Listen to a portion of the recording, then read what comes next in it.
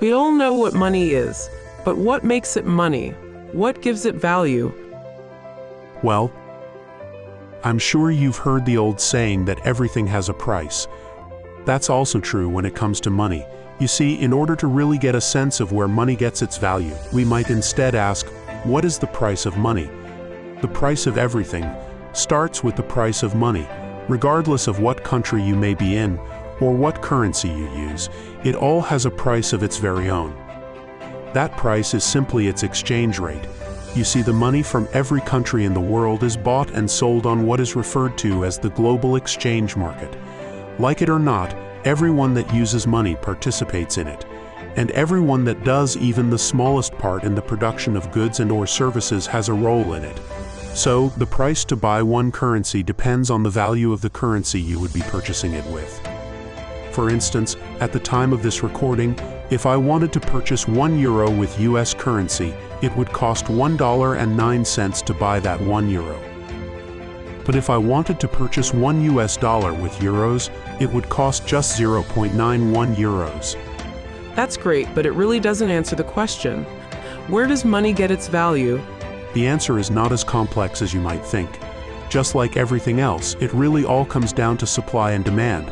The higher the demand is for a particular nation's currency on the global exchange, the more valuable it is likely to be, while the opposite can be true as well. If the demand for a nation's currency falls on the global exchange market, its value will fall as well.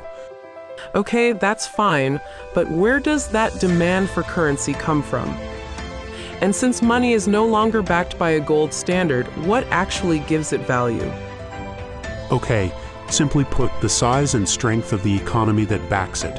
Economies are built on manufacturing, exporting, importing, and the size of its user base.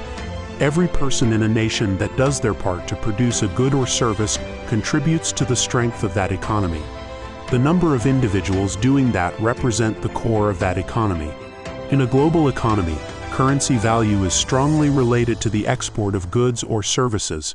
If you live in America and purchase a car from Germany, you are basically trading your US dollars for euros on the global exchange to purchase the car.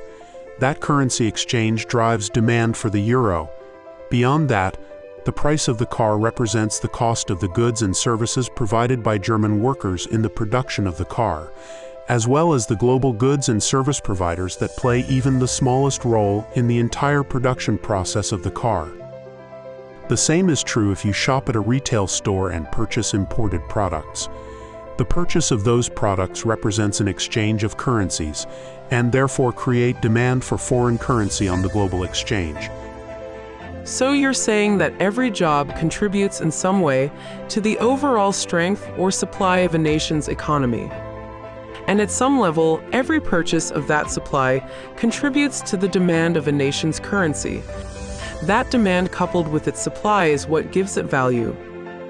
Exactly. Subscribe to our channel and leave us a comment about a subject or concept that you struggle with. Maybe we can help. Thank you for watching.